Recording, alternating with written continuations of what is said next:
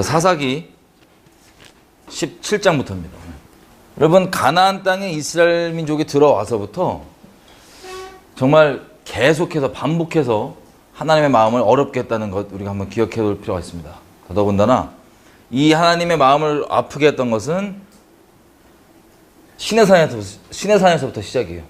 결혼식에서부터 시작했던 이 하나님과 이스라엘 관계의 이 결혼이 계속해서 이스라엘의 신실치 못함과 악함으로 기록됐던 그 끔찍한 내용이 바로 사사기입니다. 거기에 거의 클라이막스라고 할 수 있는 그 부분이 오늘 저희가 볼 내용들입니다. 저번 시간까지 내용들을 잠깐 얘기하면 삼손이 그 주 무대 활동이 소렉골짜기입니다. 소렉골짜기. 소렉골짜기는 소렉이란 히브리 말 뜻이 최고급 최상급 포도주예요. 포도주. 나시인으로서 포도주를 이제 입에 대면 안 되는 삼손이 마지막 전체적으로 보면은 큰 그림에서 보면 다 소렉골짜기 들어간 일이라고 볼 수 있는데 마지막 이제 들릴라 장면에서는 딱 지목해서 소렉골짜기에서 벌어진 일이라고 기록을 하고 있습니다. 그러니까 아마 추정해 볼 수 있는 것은 실제 저 포도주를 입에 대는지 안 되는지 모르겠지만 삼손이 여지껏 나실린으로서 예외적인 인생 가운데 그런 게 워낙 많았기 때문에 하나님의 강권적인 일하심으로, 기묘하신 일하심으로, 그래서 마지막에 자기가 해서는 안 되는 모든 나시인으로서의 것들을 다 자기 스스로 합리화하면서 거기에 머물고 있던 것을 우리가 확인할 수 있었습니다. 그래서 그 최상급 포도주라고 하는 이름의 소렉에서 하나님의 자비의 통로였던, 이미 태어나기 전부터 나시린이라는 그 부르심을 입었던 삼손이 그렇게 죽었던 것을 볼 수 있습니다. 또 우리 한 가지는 이제 그 부모, 처음에는 정말 우상이건 뭐든 간에 자기의 어려운 상황을 돌파해주고 자기 뜻하는 바를 이루어주면 된다고 생각했던, 아무거나 괜찮다고 생각했던 그 부모들이 결국에는 가끔씩 등장하지만 이제 점점 성령의 인도하심으로 하나님께 더 가까워졌다는 것을 우리가 엿볼 수 있는 부분들이 있습니다. 특별히 마지막 장면에는 삼손이 죽은 후에 부모가 이렇게 묻어주잖아요. 그러면서 그 하나님에 대한 그 마음들, 여러 가지 부모들이 다 기록 못하지만 겪었을 것들을 저희가 한번 생각을 해봤었습니다. 그 다음 장면이 바로 우리가 오늘부터 볼 사사기 17장입니다. 여기도 에브라임에 있었던 에브라임 지역에서 벌어지는 일입니다. 에브라임 산지에 1절 미가라고 이름하는 사람이 있는데 그 어미에게 이르되 그 어머니께서 은 1100을 잃어버리셨으므로 저주하시고 내 귀에도 말씀하셨더니 보소서 그 은이 내게 있나이다. 내가 그것을 취하였나이다. 어미가 가로되 내 아들이 여호와께 복받기를 원하노라 하니라. 특이해요. 유대교 사람들은 이걸 뭐라고 얘기하냐면 이게 들릴라라고 얘기하더라고요. 왜냐면 은 1100개를 줬기 때문에. 근데 그건 뭐 확인되지가 않습니다. 성경에서. 근데 한 가지 확실한 건 뭐냐면 이 집이 돈이 없는 집은 아니에요. 돈이 없는 집은 아니고 재정이 좀 넉넉한 집안인데 은 1100을 잃어버린 거예요, 엄마가. 근데 어디서 잃어버렸냐면 아들이 살짝 이렇게 무단으로 가져가 있었습니다. 아들이. 그래갖고는 이제 저주를 막 한대잖아요. 저주를 그 은 1100을 대고 저주를 하는데 아들 귀에 들리게 가져간 놈 삐삐삐삐 이렇게 저주를 했겠죠. 아들이 아무래도 이거 너무 심했나 싶었는지 그 저주가 계속 맴돌았는지 어쨌든 어머니께 가지고 와서 사실 내가 가져갔습니다 라 그럽니다. 그랬더니 2절 끝에 보면은 내 아들이 여호와께 복받기를 원하노라. 어머니가 바로 여호와께 복받기를 원하노라고 축복해주고 3절에 미가가 그 1100을 어머니께 도로 주매 어미가 가로되 내가 내 아들을 위하여 한 신상을 새기며 한 신상을 부어 만들기 위해 내 손에서 이 은을 여호와께 거룩히 드리노라. 그러므로 내가 이제 이 은을 너에게 도로 돌리리라. 이거 지금 한 구절만 봐도 여러 가지 매치가 안 되는 내용들이 다 같이 연결돼 있죠. 뭐라고 되어 있냐면 내 아들이 여호와께 복받기를 원하노라 한 다음에 그렇게 행동을 옮겼던 그 복을 어떻게 주냐? 그 엄마가 이렇게 합니다. 아들을 위하여서 신상을 새기고 신상을 만들기 위해서 자기 손에 있는 이 은을 누구에게 드린대요? 여호와께 어떻게 드린대요? 거룩히 드린대요. 여러분 이 사사기를 저는 볼 때마다 항상 느끼는 건데 개인적으로 현대의 교회 모습이 사사기에 다 들어있습니다. 이게 미스매치잖아요. 그죠? 하나님께 거룩히 은을 드리고 그 은을 가지고 뭘 만드냐면 신상을 만들겠다는 거예요. 그게 뭐 거리낌이 되거나 부담이 아무것도 없이 그냥 당연한 듯이 얘기합니다. 무엇을 위해서? 복을 위해서. 자, 그래서 4절 보면 미가가 그 은을 어미에게 도로 주었으므로 어미가 은 200을 취하여 은 장세에게 주어 한 신상을 새기며 한 신상을 부어 만들었더니 그 신상이 미가의 집에 있더라. 이 사람 미가에게 5절 신당이 있으므로 또 에봇과 드라빔을 만들고 한 아들을 세워 제사장을 삼았더라.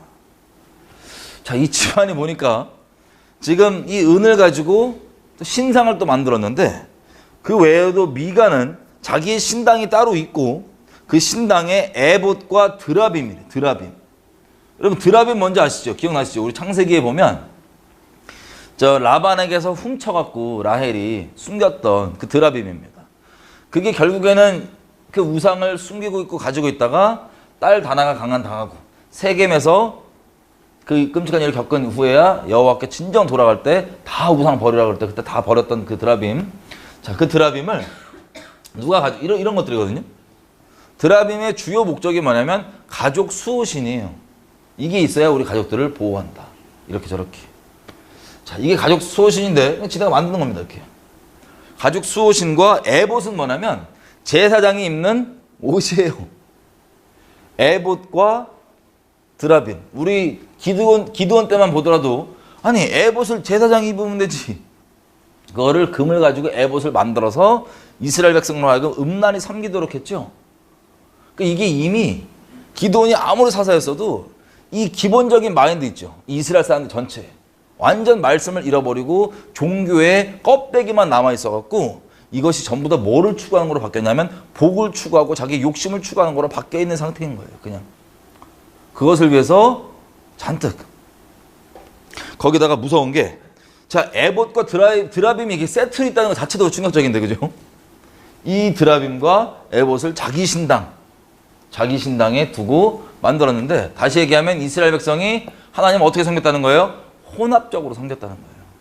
자기 뜻대로, 자기 멋대로. 목적은 우리가 여지껏 그렇게 모세오경과 여러 가지를 통해서 확인해 봤던 것처럼 하나님을 얻고 하나님을 사랑하고 하나님을 경외하기 위해서가 아니고 그냥 전부 다 자기를 위해서 갖고 있는 우상들입니다. 누구조차도. 여호와조차도 그냥 우상에 불과해요. 근데 우리 민족신이라고 하니까 내가 이스라엘이니까 제낄 수는 없고 이것도 좋은 거라 그러니까 내가 갖고 저것도 좋은 거라니까 내가 갖고 혼합된 현대교회의 모습을 사실 저는 많이 보고 있습니다. 사사기를 통해서. 그리고 제사장을 세우는데 5절 보니까 누구를 제사장으로 세웠대요? 자기 아들 중에 하나를 선택해서 제사장으로 세웠답니다. 이게 가능합니까? 불가능합니까? 하나님 말씀에 의하면. 아니 레위 자손들 아론 집안 이렇게 정해져 있단 말이에요. 역할들도 다 정해져 있단 말이에요.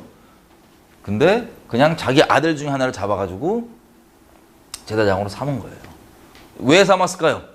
제사장의 역할이 어떤 역할을 하기 때문에 하나님께 거룩히 드려서 하나님을 섬기기 위해서 아니면 우리 집 복 받는데 부적처럼 네가 그래도 제사장 역할로 해라. 이게 미가 집안 상태인데 미가 집안만 이러지 않아요. 보니까 제가 아까 기드온도 말씀드렸다시피 전반적으로 이스라엘 백성이 이게 크게 걸리면 안 되는 상태입니다. 그러니까 혼합 자체인 거예요. 그냥 자기 멋대로 섬기는. 사사였던 기드온조차도 에봇 만들어도 그거를 뭐라 그러고 책망하는 게 아니라 다 와서 막 음란히 섬겼던 것처럼 이스라엘 전역이 그럽니다. 전역이. 전체가. 6절 그 이유를 뭐라고 얘기하냐면 그때에는 이스라엘에 왕이 없었기 때문에 사람마다 자기 소견에 옳은 대로 행하였더라. 여러분 이 왕의 근본 누굽니까? 우리 하나님이시죠? 뭐 다른 인간적인 왕 이것들은 다 하나님을 예표하고 하나님의 온전한 통로가 되어야 될 뿐이고 원래는 그 중심 가운데 실제 권위에 순복돼 있고 내 모든 걸 들어도 합당한 그 왕이 마음에 계시지 않기 때문에 이렇게 멋대로 그냥 자기 보기 좋은 대로 하는 겁니다. 자, 7절 이런 집안에서 이제 일이 맞물려서 시작되는 게 단지파의 이동입니다. 단지파의 이동. 여러분 단이 원래 어딨냐면요. 자, 우리 삼손이 단지파였죠. 여기에 있는 이 단지파. 특이한 게요. 단지파는 숫자가 민수기에 2번 카운트 하잖아요. 근데 단지파는 숫자가 두 번째로 큰 지파예요. 유다가 제일 크고 그 다음이 단지파입니다. 첫 번째, 두 번째 카운트할 때 전부 다 똑같이 두 번째로 큰 지파가 단지파입니다. 근데 우리 이 제비 뽑을 때 보면 하나님이 분명히 뭐라 그러시냐면 제비 뽑는 땅을 그 지파의 숫자에 따라서 그걸 정해준다 그랬습니다. 단지파는 이렇게 돼 있어요. 다시 얘기하면 원래 어디를 다 찾아야 될까요? 유다도 뭐 섞여 있지만 여기 지역 있죠? 여기 블레셋 여기 지역 내버려 두면 돼요, 안 돼요? 안 됩니다. 찾으려 해줘야 돼요.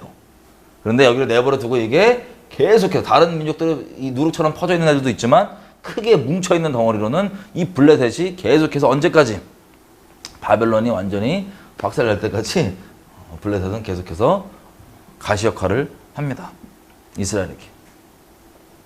이게 안 내버려 두고 남아있던 이게 결국에는 다 차지를 하는 거예요. 어쨌든 7절부터 등장하는 사람이 유다 가족에 속한 유다 베들레헴에 한 소년이 있으니 그는 레위인으로서 거기 거하였다가 이 사람이 거할 것을 찾고자 하여 그 성읍 유다 베들레헴을 떠나서 행하다가 에브라임 산지로 가서 미가의 집에 이르매. 여기에 사는 레위인이 어디로 가냐면 가다가 그 미가의 집으로 가게 됩니다. 에브라임 지역 어딘지 몰라도. 자, 이 레위인이 떠났을 이유를 몇 가지 저희가 추정해 볼 수가 있는데요. 이 레위인은 돈 주고 뭐 한다 그러면 무조건 다 따라갑니다. 뭐 하나님의 말씀, 거룩함 뭐 이런 거 없어요. 그냥 레위인으로 태어났고 거의 뭐라고 표현할까요? 모태신앙 목사 느낌? 레위인으로 태어났고 그냥 어디서 들은 건 있는데 누가 뭐 해준다면 휙휙 따라가요. 무상에 대한 개념도 없고 분별 아예 없고 그냥 잘해주면 거기에 잘해준다고 좋다고 남아있어서 복 빌어주고 있는 거의 뭐라고 표현할까요? 그냥 좋은 게 좋은 거다. 잘 될 거다. 그리고 다른 얘기, 성결함, 거룩함 관계, 하나님 관계 상관없이 그냥 스스로가 우상 역할을 해주는 그런 목회자라 그럴까요? 이게 이 사람입니다. 자, 이 사람이 이 옮기는 이유를 저희가 추정해 볼 수 있는 게 뭐냐면 원래 말씀대로라면 이스라엘 백성이 뭐를 돌려야 됩니까? 레위인에게. 레위인은 자기의 기업이 없어요.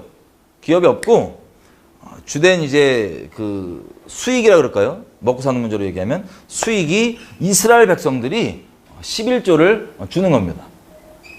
여러분 우리가 11조에 대해서 좀 안 좋고 나쁘게 생각하는 사람들이 너무나 많은데 사실 11조는 하나님께서 나와 관계에서 하나님이 내 정말 주인이시고 돈이 주인이 아니라고 하는 그런 거에 대한 일종의 표현일 수 있고 이게 역할적으로 하는 걸 얘기해 보면 레위인은 자기가 무엇을 대표하냐면 이 자기에 소속돼 있고 자기의 영향력 아래에 있는 자기의 이 휘하랄까 자기가 이제 담당하고 있는 그 지역에 그 사람들이 하나님께 잘 나갈 수 있도록 그것들을 섬겨주는 거예요. 그 사람들이 쉽게 얘기하면 일상생활하면서 잘 하나님께 나갈 수 있도록 어떤 제사장적 역할, 중간 역할을 해주는데 이 사람들도 만약 11조를 준다 그러면 중심의 마음에 하나님께 없는 사람들은 11조 주면서도 뭐라 그러겠죠. 야, 이렇게 많이 줘도 되나? 아니면 이걸 내가 왜 꼭 줘야 되나? 쟤는 뭐 해주지? 뭐 등등 여러 가지. 근데 이것을 해줌으로써 원래는 이스라엘은 이스라엘 생업의 종사. 그리고 레위도 먹고 사는 문제 물론 일반 이스라엘 사람들이건 레위 사람들이건 상관없이 하나님을 믿는 믿음으로만 살아야 되지만 일단 이것을 두고 그냥 일상을 살아가는 사회적 그리고 현실적으로 얘기했을 때 레위도 자기가 다른 거에 신경 안 쓰고 오직 하나님을 섬기고 자기 맡고 있는 백성들을 주님께 잘 인도할 수 있는 그런 거에만 신경 쓸 수 있도록 먹고 사는 문제가 아니라 이게 다 돌아가는 역할인 겁니다. 그래서 11조뿐만 아니라 소산에 이런 것들이 뭐가 나오면 제사 드릴 때도 하나님께서 하나님 소유라 그랬기 때문에 제사를 온전히 드리면 거기서 나오는 재물들 있죠. 거기서 하나님 떼주는 부분들이 있어요. 야, 뭐 넓적다리 뭐 가져라 뭐 하라 이런 식으로. 그게 너희의 먹을 거다. 근데 이 사람이 옮겼다는 이유는 다시 얘기하면 이 관할에 있는 사람들이 그런 개념이 있다 없다? 없었을 거예요 아마. 왜냐면 자기 멋대로 좋은 대로 각자 집에 신당 만들고 막 뭐하고 그럴 정도니까 이거를 제사장에게 온전히 돌리기보다는 혹은 돌리더라도 여러 불만들 하여튼 궁핍이 있었던 것 같습니다. 왜냐면 이 사람도 결국에 먹고 사는 문제로 움직이고 먹고 사는 문제에 따라서 기꺼이 자기 섬기는 집도 버리고 단지파 통째로 그 지파의 대표 제사장이 되겠다고 말씀이고 뭐가 없어요. 그냥 막 따라가는 거예요. 아마 그런 것으로 추정해 볼 수 있습니다. 왜냐하면 워낙 엉망인 상태였으니까. 자, 그래서 그러니까 방황하다가 뭘 찾다가 먹고 사는 문제겠죠. 크게. 어디로 가게 되냐면 자, 10절, 17장 10절. 미가가 그에게 이르되 네가 나와 함께 거하여 나를 위하여 아비와 제사장이 되라. 내가 해마다 은 10과 의복 한 벌과 먹을 것을 주리라 하므로 레위인이 들어갔더니 자, 1년 동안에 은 10개 준다니까 들어가요. 그러면 1100개를 엄마 것 중에 꽁쳐놨다면은 이 집안이 엄청 잘 사는 집안이죠. 오늘 따지면. 여러분 가끔씩 무서운 게 다 그런 건 아니에요. 제가 이제 신앙생활 그래도 한 15년 넘게 하면서 15년 가까이 하면서 보게 됐던 게 뭐냐면 가끔씩 저도 되게 충격적이었는데 돈이 많은 집, 돈 많다고 무조건 나쁜 거 아니에요. 돈이 많은 집안, 어떤 형통하다고 세상적으로 형통하다고 할 수 있는 집안 중에 하나님을 정말 순결히 살아가고 잘 섬기는 분들도 있지만 거의 목사나 교회를 자기의 어떤 이런 미가 집안처럼 자기의 어떤 개인 가정을 위한 복된 부적처럼 여기는 분들이 가끔 있더라고요. 무섭게. 근데 더 무서웠던 건 목사라고 하는 이런 분들도 거기에 합당하게 이 사람처럼 반응해요. 아니 이 사람이 이렇게 됐으면 책망을 해갖고 회개시켜갖고 하나님께 관계를 회복시켜줘야 될 거 아니에요. 근데 그게 아니라 이게 은 10개씩 떨어지는지 그냥 이렇게 하면서 아유 교회 차려드릴 테니까 교회 하시라고 뭐 하시라고. 이게 그분도 순수하게 하나님께 드려서 하나님 나라를 위해서 하는 거면 정말 좋겠지만 세상에서는 뭐라 그럽니까? 목적 없는 돈이 있습니까? 없습니까? 재정에. 목적 없는 선대와 목적 없는 돈이 없어서 여러 사람들 상처 줬잖아요. 그죠? 근데 이 하나님 나라 안에서는 그게 당연히 합당치가 않은 일인데 그것을 그렇게 뭐라고 표현할까? 다는 아니지만 그렇게 생각하시는 분들이 있더라고요. 교회를 내가 세워줄게. 교회 뭐 필요하냐? 목사님 하시라고 내가 밀어줄게. 그 대신에 개인 우리 가정을 위한 전담 기도, 전담 부적 등등 이렇게 생각하시는 거. 자, 이게 마찬가지입니다. 여기도. 그래서 이 레위인이 좋다고 들어갔습니다. 그래서 11절 레위인이 그 사람과 함께 거하기를 만족히 여겼으니 이는 그 소년의 미가의 아들 중 하나같이 됨이라. 그러니까 완전 이제 가족처럼 하고 가족처럼 친하게 대하는 건 좋죠.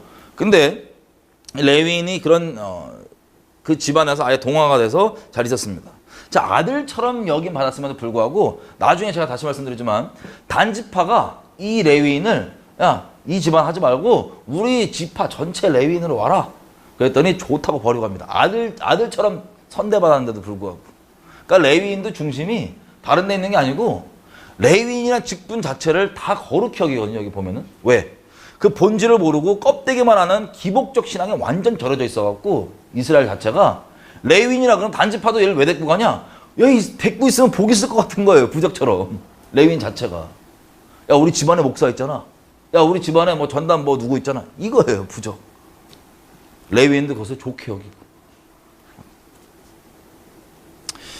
자 그래서 아들처럼 취급받는다고 불구하고 뭐 잘해주고 민족 자체 대표된 제사장 된다니까 명예와 돈 위해서 기꺼이 그것도 제껴버리고 갑니다. 그냥.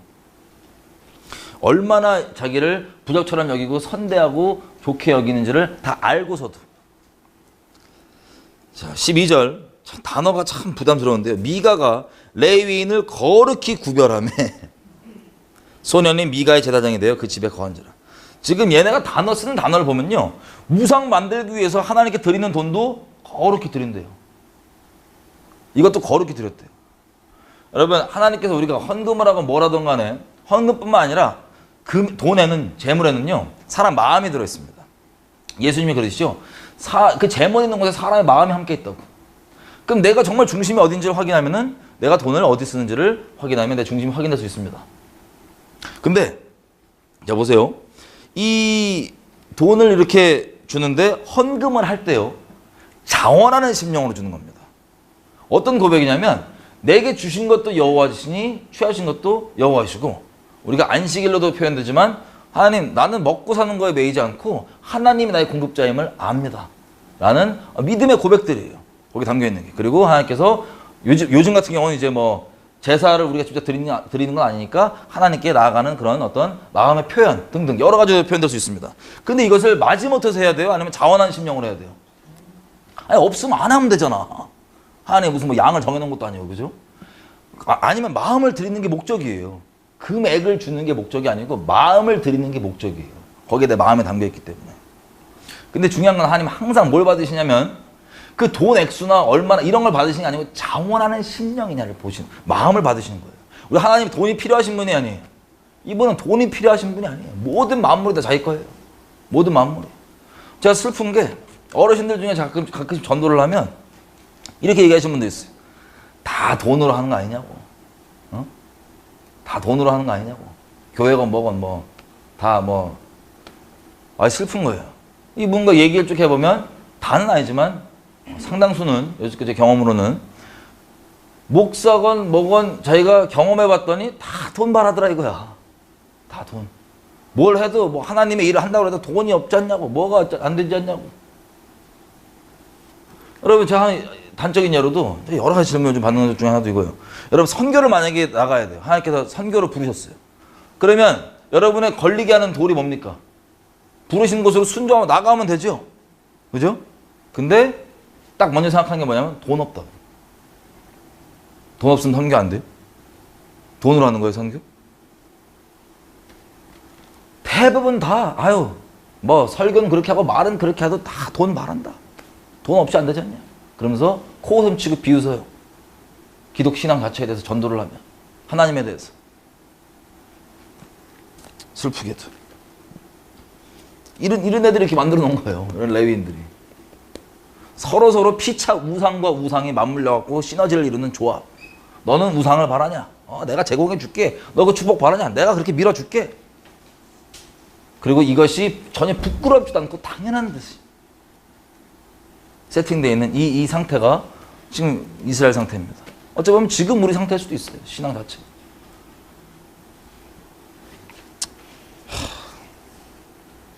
그래서 자원하는 심령이 아니면 하나님께서 안 받으세요. 단적인 예로요. 아브라함에게 하나님 뭐라고 얘기하십니까?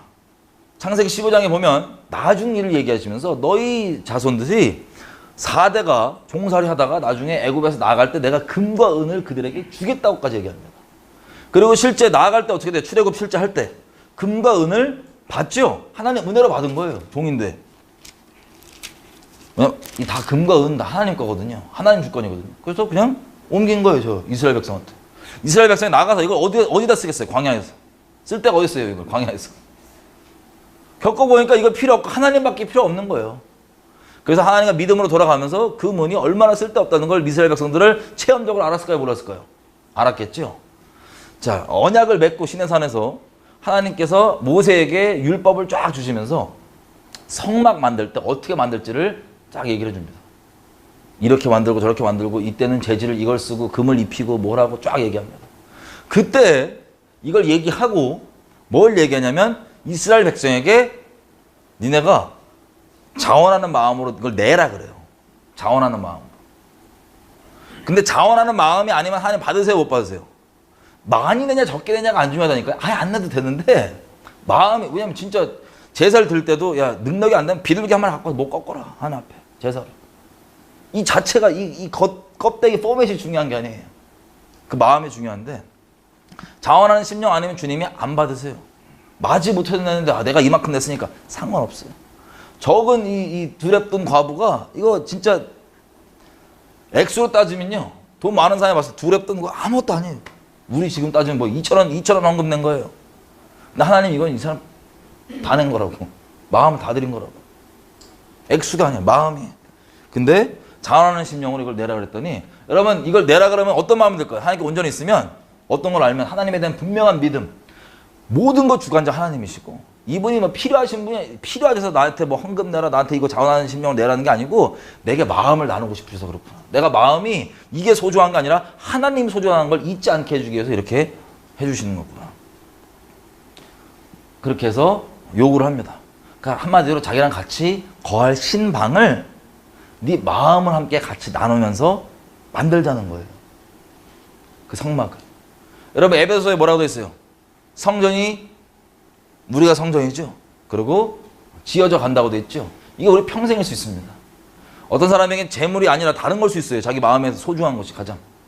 근데 기본적으로는 일반 사람들의 돈이 가장 큰 하나님의 라이벌 될 수 있는 우상이 될 수 있습니다. 그 마음 가운데. 인생을 움직이는데 우리가 인생 여러 가지 결정을 내릴 때 그 결정을 내리는 그 원인, 그 이유, 내가 그 결정을 내리게 만든 그 사유가 바로 나를 움직이는 실체예요. 그게 내 주님이잖아요. 내가 뭐 이사를 가든 뭘 하든 내가 뭐를 결정하든 간에 그걸 결정 내리게 만드는 그 이유, 그게 나를 움직이는 실체잖아요. 그게 우리에게는 하나님의 말씀이 그게 이유여야 돼요. 돈이 많이 드냐 적게 드냐 손해가 크냐 적냐가 이유가 아니고 하나님의 말씀이 우리의 이유여야 돼요. 그게 하나님의 사람입니다. 근데 일반적으로 사람들은 다 뭐로 움직여요? 돈 많이 드냐 적게 드냐 손해가 크냐 적냐 돈으로 다 결정하는 거예요. 인생을. 그러면 그 사람들의 주인은 누구예요? 돈이에요. 하나님께서 우리에게 계속해서 그것들을 확인해 주시고 성막을 짓는 데서 그치는 게 아니라 근본된 성전은 우리 심령부터 우리 주님 오실 때까지 계속 이것들을 온전히 지어나갈 수 있도록 우리 마음의 중심에 있는 것들을 계속해서 확인해 주시고 그것들 기꺼이 다른 사람을 티내고 뭐 외식 떨고 이런 게 목적이 아니고 자원하는 마음으로 하나님께 은밀하게 내 마음을 보시는 하나님께 드리면서 평생을 꼭 돈이 아니어도 돼요. 재물이 아니어도 돼요. 내 인생 가운데 가장 소중한 것들 주님이 아시거든요. 그것들을 이렇게 줘가면서 성전을 완성해 가는 것. 그게 하나님께서 이스라엘 백성에게 돈을 맡겨주신 이유예요. 돈뿐만 아니라 우리 인생의 재능, 우리가 지금 가지고 있는 거, 우리 지식, 그 어떤 거든 간에 내가 갖고 있다고 생각했던 모든 것들은 하나님께서 주신 바가 아니면 우리가 가질 수가 없는 겁니다. 하늘에서 주신 바가 아니면 가질 수가 없는 겁니다. 근데 그것들을 왜 주셨냐? 마음 나누려고 우리 평생 가운데 하나님과. 그게 우리에게 그 능력과 재능과 재정과 여러분의 위치와 모든 것들을 맡겨놓으신 이유예요. 이거 헷갈리면 인생 어려워집니다. 자, 어쨌든 그래서 이 레위인을 미가가 자기 집안 제사장으로 삼아버립니다. 그래서 13절 17장 이에 미가가 가로되 레위인이 내 제사장이 되었으니 이제 여호와께서 내게 복 주실 줄을 아노라. 이게 목적이에요. 이 사람 왜 괜히 잘해줬겠어요? 레위인 왜 아들처럼 여겼겠어요? 다 목적이 뭐냐면 나 복받기 위해서 신앙생활을 해도 내가 뭐 기도를 열심히 해도 뭐 헌금을 해도 어디 헌신을 해도 다 목적이 뭐냐? 나 복받기 위해서. 이걸 좀 더 풀어서 얘기하면 나에게 콩고물 떨어지니까 다른 사람이 나를 좋게 인정해 주니까 다른 사람에게 평판이 좋아지니까 뭐 등등등 여러 가지 이유 나를 위한 게 목적입니다. 여러분 되게 무서운 게요. 제가 힌두권 쪽에 선교를 갔었는데 힌두권 그 마을에서 새벽에 마을마다 여기도 좀 이렇게 있고 어느 나라 가든 사실 이 우상숭배 모양이 겉모양만 조금씩 틀리지 본질은 똑같아요. 탐심이 곧 우상숭배입니다. 거의 표현 모양이 문화별로 좀 다를 뿐이지 본질은 똑같아요. 탐심. 무서운 건 하나님조차도 그런 내 부적처럼 내 탐심 이룰 수 있는 도구로 여기는 것이 제일 무서운데 지금 이스라엘 백성이 그런 것처럼 혹은 하나님을 목숨 다해 사랑하지 않는 모든 기독교인 간판난 사람이 그런 것처럼 이 하나님조차도 내가 하나님 목숨 다해 사랑하지 않잖아요. 내 목적, 내가 뜻하는 바를 이루기 위한 수단이에요. 부적이에요 그냥. 그러니까 이게 누구든 상관이 없는 거예요. 마치 마노라가 처음 그랬고 이것만 이루어지면 뭐 부처건 뭐건 다 좋은 게 좋은 거 아니냐라고 생각하는 이 시대. 탐심이 곧 우상인 그 시대. 자, 근데 힌두권에 갔더니 힌두권에서 이제 이렇게 신상들이 동네에 조금씩 있잖아요. 이렇게 뭐라 그래야 돼? 귀신 모시는 저 당들. 거기에 새벽에 마을에서 줄을 섰나 이렇게 새벽부터 사람들 모여갖고 뭐 이렇게 봤더니 자기 각 사람마다 쌀을 좀 뿌리는 사람도 있고 아니 뭐 향도 피고 뭐 이렇게 지저분해 엄청 막 뿌려 막 자꾸 막 음료수도 막 주고 막 산소에 술 붓듯이 막 그래서 막 지저분해요 우상이. 그래서 제가 한 번한테 여쭤봤어요. 아니 저 드리면서 어떤 생각으로 드리냐, 뭘 바라냐. 그랬더니 이거 드리면 마음이 뿌듯할까요, 안 뿌듯할까요? 엄청 뿌듯하고 자기 잘한 거야. 이제 신들의 보호하심도 자기한테 이제 있고 아주 마음이 안정을 갖습니다. 평안합니다. 왜? 자기가 종교적인 공로를 드렸으니까. 그래서 나한테 무슨 일이 생긴대요? 좋은 일이 생긴다. 그게 목적인 거예요. 아주 적나라한 표현. 지금 이스라엘 백성이 그 지경입니다. 어떻게 보면 현대 교회들도 이 지경으로 점점 가는 거예요. 뭐라고 표현하더라 이거를? 무슨 복음을 하지? 번영 신학 등등. 이게 뭐 거의 당연한 게 돼버렸잖아요 인생에. 교회에서 이거 얘기하면 오히려 이상한 취급받고. 제가 한 번은 어떤 수련회에 이제 초청을 받았습니다. 애들 수련회. 그래서 한 주신 메시지가 딱 있었어요. 애들한테. 수련회를 예를 들어 3일짜리를 했다고 치면 마지막 날 이제 이튿날 밤까지 막 잔뜩 이제 하고 밤까지 애들 이거 놀고 찬양하다가 이제 3일날 이제 애들 비몽사몽간에 이제 어제 밤에 늦게 잤으니까 이런 상태에서 그것도 연합 집회였어요. 그 지역 연합이었어요. 그래서 각자 목사님들이 데리고 가는 그런 이제 포맷이더라고요. 근데 제가 어느 타임을 부여받았냐면 맨 마지막 애들이 목사님들에게 태워져서 집으로 돌아가기 직전 맨 마지막 애들 전부 다 누워서 자고 있는 그때를 내가 받은 거야. 근데 하나님께서 주셨던 메시지가 있습니다. 그냥 쉽게 얘기하면 너 지금 회개 안 하면 지옥 간다 했어요. 그래서 설교를 하기 시작했습니다. 처음에는 이제 시간이 좀 많으니까 여러 개 쓰시라고. 그래서 설교를 하는데 애들을 위해 주신 마음이 있기 때문에 진짜 아주 통렬하게 죄를 책망하고 지적하면서 얘기했습니다. 니네가 추구하는 바, 네가 예수 이름을 추구하는 바가 얼마나 끔찍한 우상인지 막 통렬하게 얘기하면서 했더니 반응이요. 애들이 이렇게 누워서 이러고 있다가 한 반은 계속 이러고 있는 것 같고 점점 애들이 이러더니 무릎 꿇고 울고 불고 회개가 막 난리가 난 거예요. 근데 뒤에서 목사님들이요. 지금 모시러 왔잖아요. 다. 난리 났어요. 마이크 끄고 잘라라고 이렇게 하고 막 쪽지 보내고 그만하라고. 근데 저는 여기서 예수 안 믿으면 지옥 간다는 그 애가 있다는 그 강력한 하나님의 마음으로 지금 이거 마지막 해주는 걸로 얘기를 하는데 끊고 마이크 끊고 지금 나중에 저 마이크 끊고 찬양팀 올려보내버려요. 그냥 닥치라고 이거죠. 찬양팀 올려버려갖고 찬양을 시켜버리는데 감사하게도 제가 끝까지 나 다시 안 부르셔도 된다고. 나 그거 관심 없다고. 여기는 한 명은 누군지 모르지만 나 계속 막 소리 지르는 목소리가 다행히 크니까 막 지르면서 전했잖아요. 그러니까 찬양팀 올라와도 막 올라와서 찬양 못하고 울고불고 회개 터지는 것부터 하고 막 난리 났어요. 목사님들 전부 다 씩씩대고 뒤에서. 끝나고 분위기가 얼마나 쌍막하겠어. 그래서 막 회개시키고 나 이제 가는데 저기 지방이었으니까 이제 터미널 저 데려다 줄 거 아니에요. 저 부르신 목사님. 난리가 난 거죠. 씩씩거리면서. 하도 뭐라 그러시길래 이제 사례비 안 받는다고. 안 받겠다고. 걱정하지 마. 안 받는다고. 안 받는다고.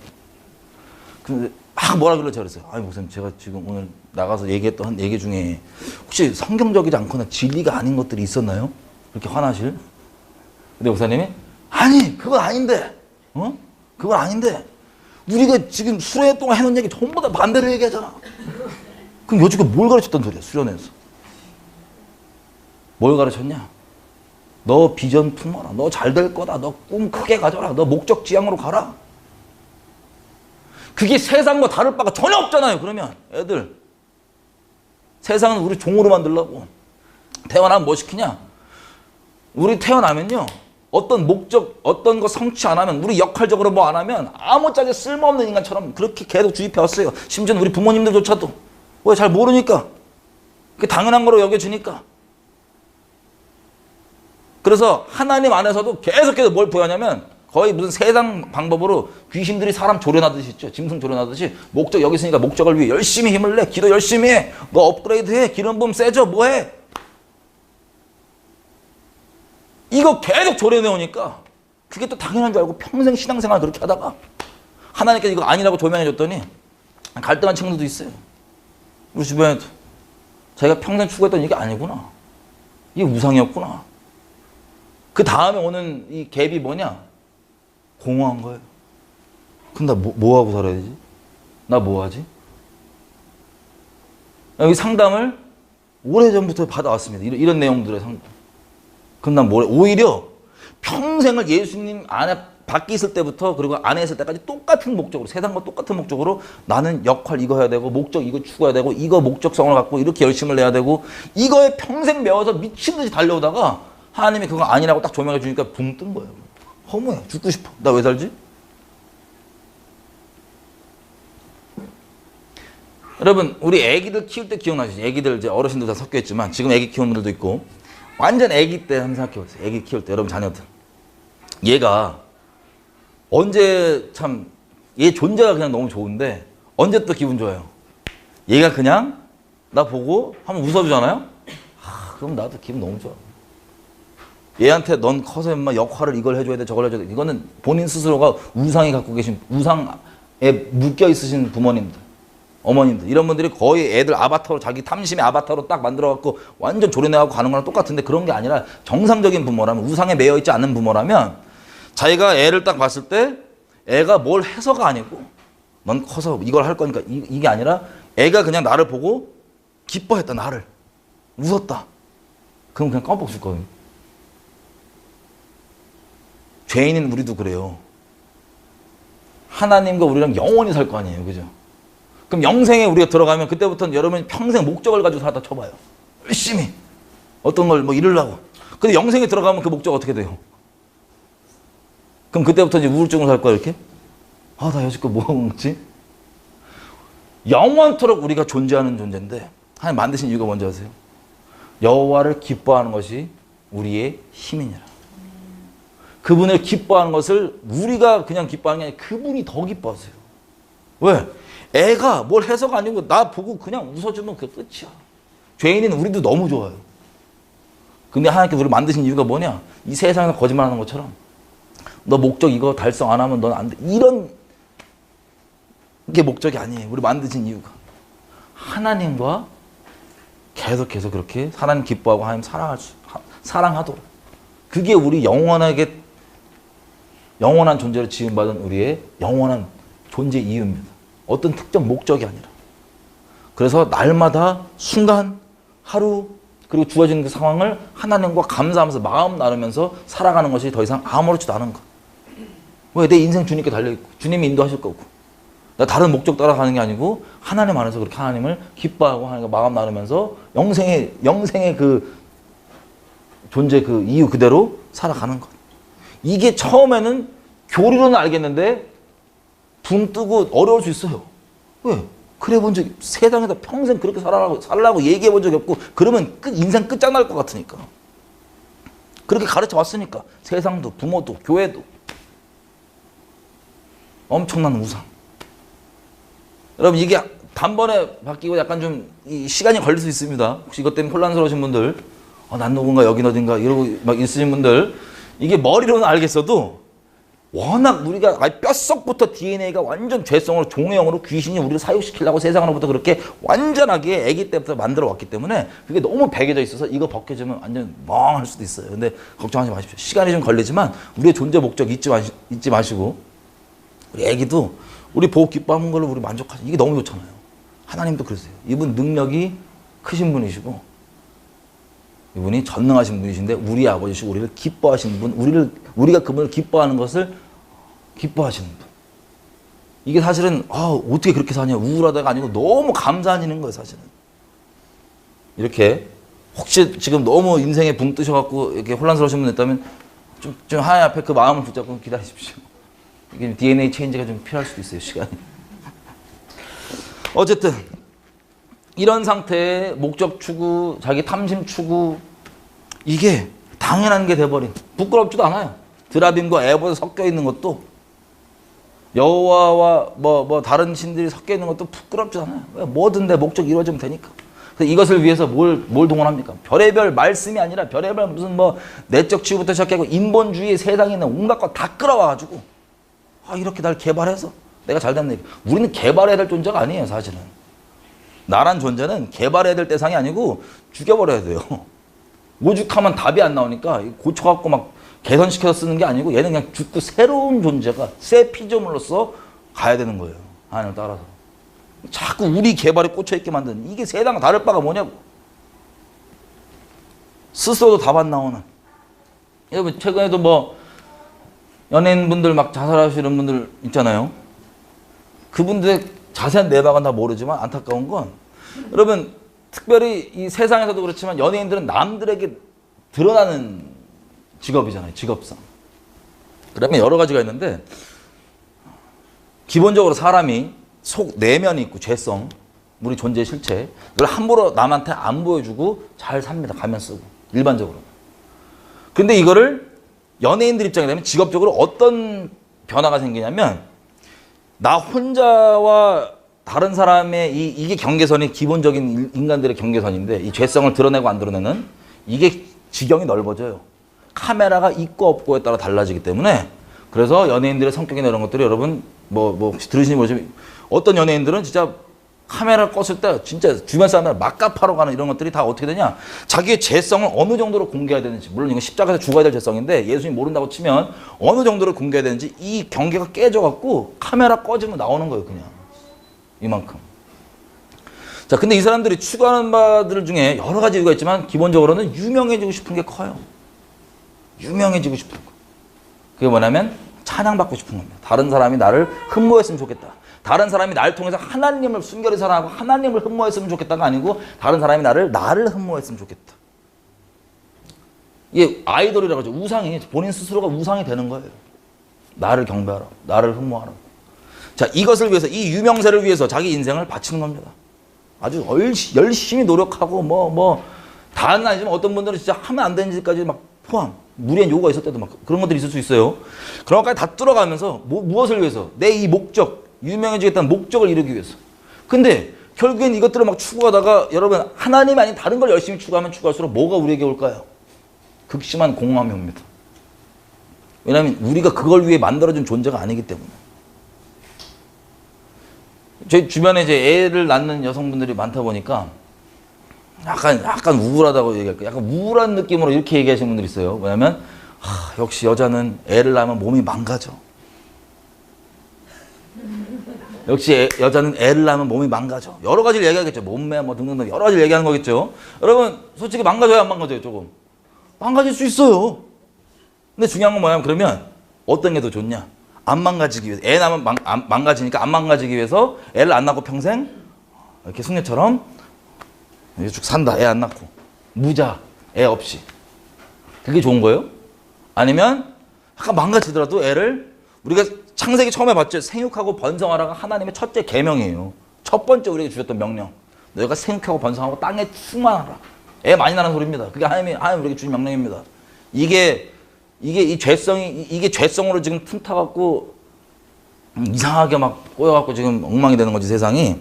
이 하나님께서 원래 우리에게 주신 명령입니다. 생육하고 번성하라. 그래서 모든 만들어진 대로 그게 역할하는 게 가장 영광스러운 거거든요. 예를 들어서 이 성경책을 만들었어요. 우리가 다 모여갖고 이 성경책을 만들었는데 이 성경책을 만들 때 목적이 뭐예요? 무엇을 위해 만들어진 거예요? 여러분들이 이 성경책을 통해 기대하는 게 뭐예요? 사람들이 이걸 사서 이걸 봐서 여기에 담겨있는 하나님의 마음을 알아서 하나님을 알고 사랑하게 되는 것. 이게 목적이죠? 이게 성경책의 목적이에요. 존재 목적. 근데 이걸 누가 사갖고 베개로만 써. 내용 안 보고 베개로만 써. 그러면 이 베개로 쓰임받는 이 성경은 영광스러워요? 안 영광스러워요? 자기 존재 목적과 다르죠? 안 영광스러운 거예요. 원래 존재 목적대로 가는 게 영광스럽습니다. 슈퍼카가 있는데 뭐 슈퍼카 뭐 있나요? 람보기니 뭐 페라리 뭐 이런 거 있잖아요. 슈퍼카가 있는데 너무 좋은 차예요. 예를 들어서 속에 막 잘 만들었어. 근데 이거를 운행을 계속하면 이거 망가져 안 망가져요? 망가지죠? 망가진다고 해서 이걸 사갖고 집에 거의 뭐 우상처럼 신주단지 모시듯이 이것만 모시고 있어. 맨날 닦고. 그러면 이 차가 영광스러워요? 안 영광스러워요? 안 영광스러워요. 이 차는 왜 만들어졌냐면 달리려고. 가다가 좀 망가지면 부품 고치고 이렇게 하면서 영광스럽게 달리려고 만들어진 거예요. 여러분 우리도 마찬가지입니다. 여성분들 너무 우울하지 마세요. 우리는 하나님 사랑하는 그 마음으로 자녀들을 낳고 자녀들도 하나님 진리와 사랑으로 키우면서 있으려고 만들어진 존재입니다. 이제 우울 안 하시죠? 물어보면 우울 안 하시죠? 여자로서 애 낳으면 망가져. 그런 얘기 안 하실 거죠? 영광스러운 겁니다. 그렇게 쓰여지는 거예요. 존재의 목적 그대로. 여자 애만 낳는 건 애만 낳는 건 아니지만 그게 큰 목적 중에 하나다. 존재예요. 생육하고 번성하는. 자, 페미니즘 누르기 쓰신 분들 돌 던지십시오. 맞을게요. 어쨌든 이 목적 자체가 하나님과 하나님을 기뻐하고 하나님과 사랑하려고 우리가 지어진 거예요. 이게 너무 익숙치 않은 이런 시스템에서 이게 딱 들어가면 어떤 특별한 사람만 그게 아니라 다 그런 겁니다. 하나님을 전심으로 선하고 하나님 전심으로 기뻐하는 거. 너무 우울해하지 마시라고. 사사기 18절 이게 병폐인 거예요. 이 기복과 탐심을 하나님 말씀을 가지고 조장해왔던 이 병폐인 거예요. 교회 안에서조차 이걸 조장해왔던. 18장에 보면 사사기 그때에는 이스라엘 왕이 없었고 또 이 얘기를 해요. 단 지파에는 이때 거할 기업의 땅을 구하는 중이었으니 이는 그들이 이스라엘 지파 중에서 이때까지 기업의 땅 분배함을 얻지 못하였습니다. 여러분 이 단지파가 아까 봤다시피 저기 블레셋 위에 있잖아요. 그죠? 블레셋 위에 있는데 아니 그렇게 숫자가 많고 좁으면 어디 치고 들어가면 돼요? 여기 치고 가면 될 거 아니에요. 그죠? 아니 뭐 다른 애 막 섞여서 분할 때 따로도 안 치고 가니까 지네가 치고 가서 차지한 데는 침노하면 될 거 아니에요.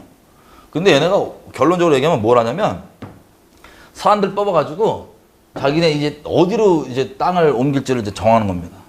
왜? 여기 있으면 계속 뭐가 와요? 도전이. 삼선 봐도 알겠지만 블레셋 붙어 있으니까 자꾸 도전이 오잖아요. 그러니까 이게 뚫고 가고 돌파하고 믿음으로 가는 게 아니라 그냥 평안한 곳으로 벗어나고 싶어 다른 데로. 그래가지고 어디로 가냐면 여기 단 보이죠? 단. 이게 라이쉬라는 거예요. 라이스예요. 라이스. 우리 성경에선 라이쉬. 그리고 여호수아서는 미리 기록하기를 레쉔이라고 기록되어 있는 여기를 가는데 이 이유를 뭐라 하냐면 여기는 평안한 곳이고 여기는 지도자도 없어갖고 다 그냥 이렇게 널브러져 있으니까 가서 푹푹 찔러갖고 하면 된다. 그게 목적이에요. 그래서 나중에도 단이 원래 여기인데 부여받은 곳이 이 지역인데 여기입니다. 그래서 이스라엘 얘기할 때 단부터 부엘세바까지 부엘세바이거든요. 단부터 부엘세바까지 할 때 이스라엘 전역을 얘기할 때 이렇게 표현합니다. 그리고 북이스라엘도 나중에 금송아지 우상될 때 베델에 하나 그리고 단에 하나 이렇게 어쨌든 이 북쪽 끝에 경계가 됩니다. 근데 그게 어떻게 시작됐냐 볼게요. 18장 2절 단 자손이 소라와 에스다올에서부터 여기 어디예요? 삼손 태어났던 거기. 자기 온 가족 중 용맹에 있는 5사람을 보내요. 땅을 탐지하고 살피게 하여. 이제 땅을 탐지해 보는 겁니다. 그래서 2절 끝에 보면 이 에브라임 산지에서 미가의 집에 이르러서 그 집에서 하룻밤 자게 됩니다. 보니까 엄청 부자였던 집안 같아요. 그죠? 그래서 큰 집이니까 그냥 하루 머무는 겁니다. 3절 그들이 미가의 집에 가까이 올 때 레위 소년의 음성을 알아듣고 그리로 돌이켜 가서 그에게 이르되 누가 너희로 인도했으며 네가 여기서 무엇을 하며 여기서 무엇을 얻었느냐. 자, 딱 보니까 말하는 게 레위인이야. 이거 제사장이야. 말은 제사장이에요. 듣기에 멘트가. 그래서 여기 레위인 있네. 그래서 이 사람들이 물어봅니다. 너 어떻게 여기 왔고 여기서 뭐 하는 거냐. 여기서 이렇게 해서 얻은 게 뭐냐 등등등 다 물어본 거예요. 꼬치꼬치. 그랬더니 다 대답을 합니다. 이렇게 해서 4절 이 집안이 나를 이렇게 고용을 해서 하나님의 사람을 어떻게 감히 고용을 해요? 이게 듣기만 해도 열받네 이거. 고용을 해서 고용 당하는 것도 등신이지. 하나님 뜻이 거기 하나님이 그 집에 머물라면 머무는 거지. 돈 준다고 해갖고 부적 같은 제단 역할하고 앉았어. 하열돼서 고빙돼서 그 집에 있어서 내가 제사장을 삼아졌다. 5절 그들이 그에게 이르되 청컨대 우리를 위하여 하나님께 물어봐서 우리의 행하는 길이 형통할는지 우리에게 알게 하라. 그 제사장이 그들에게 이르되 평안히 가라. 너희 행하는 길은 여호와 앞에 있느니라. 여러분 나중에 보면요. 저도 아직 미스테리인데 요한계시록 가잖아요. 요한계시록 가면 말세에 하나님의 12지파들 쫙 숫자가 나옵니다. 7장에 보면. 거기에 없는 지파가 하나 있어요. 어느 지파냐? 단지파가 없어요. 레위 족속은 12지파 중에 하나로 카운트를 안 해요. 그냥 섞여 있기 때문에.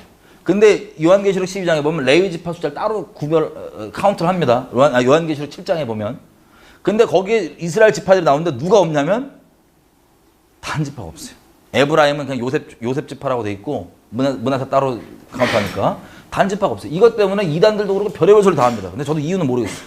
어떤 분은 우리가 단군 자손이라서 단지파래. 그거 헛소리예요. 죄송하지만.